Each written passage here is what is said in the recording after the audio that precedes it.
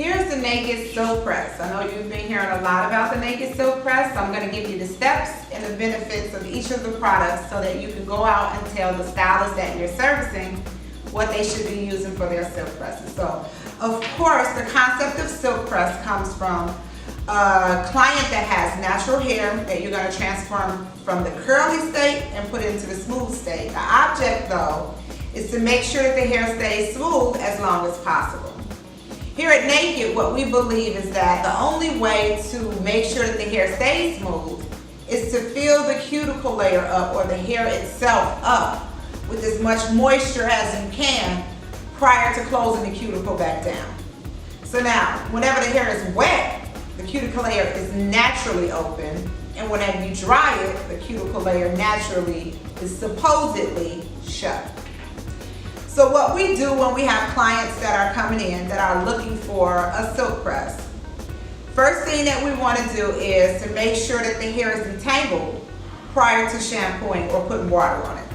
If the hair is already tangled, if there's a client that comes in and they have a wash and go, or their hair is in a curly, tangly state, and we add water to it, the hair will start to mat up. So in order to avoid that, what we do is take our Infusion 365, which is a natural detangler, spray it on the hair, and I'm able to comb through it very well and easily prior to even getting it wet and prepared for shampooing. Now, in the silk press system, you want to make sure that you first shampoo with the Detox Clarifying Shampoo. This is going to rid the hair of any debris or oil that's on the hair prior to going in with your second shampoo, so that you make sure you're starting with a clean slate.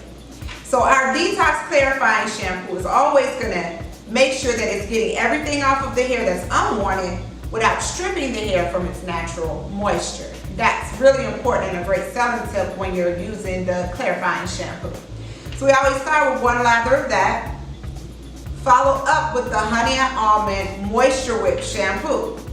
Now, just as the detox strips or takes things away from the hair, your Honey and Almond Moisture Whip Shampoo is going to put stuff back into it. It puts the moisture back into it. So remember, I said that we want to make sure that we're putting a lot of moisture in the hair at the wet state. This is where we start at. Making sure that we're using a Moisture Whip Shampoo, which has honey and almond in it, imparting honey and almond into the cuticle layer so that we can make sure that that cuticle layer is beefed up or full before we close it back down. After rinsing that shampoo out, you want to go in with your Honey and Almond Moisture Whip Conditioner. Again, making sure that we're putting more honey and almond into the hair to fill it up even more. So while the hair is still wet after rinsing the shampoo, we apply the Honey and Almond Moisture Whip Conditioner to the hair. I like to go through a finger parted and put a great amount of conditioner all through the hair, and then either put a cap on them and put them under the dryer for a deep conditioner of about 10 to 15 minutes. Or what I'll do is take that same conditioner and put it on the hair and then put them under a steamer. So the steamer is going to give you that wet heat instead of the dryer giving you that dry heat. The wet heat is going to help to infuse more moisture inside of the cuticle strand as well.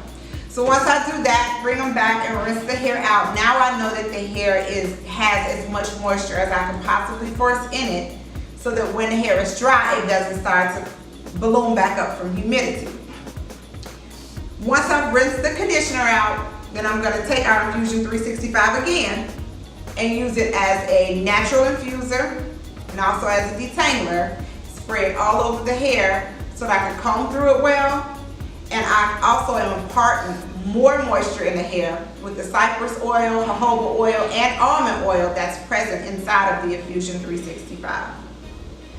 It's also going to be a heat protectant while I'm doing my silk press.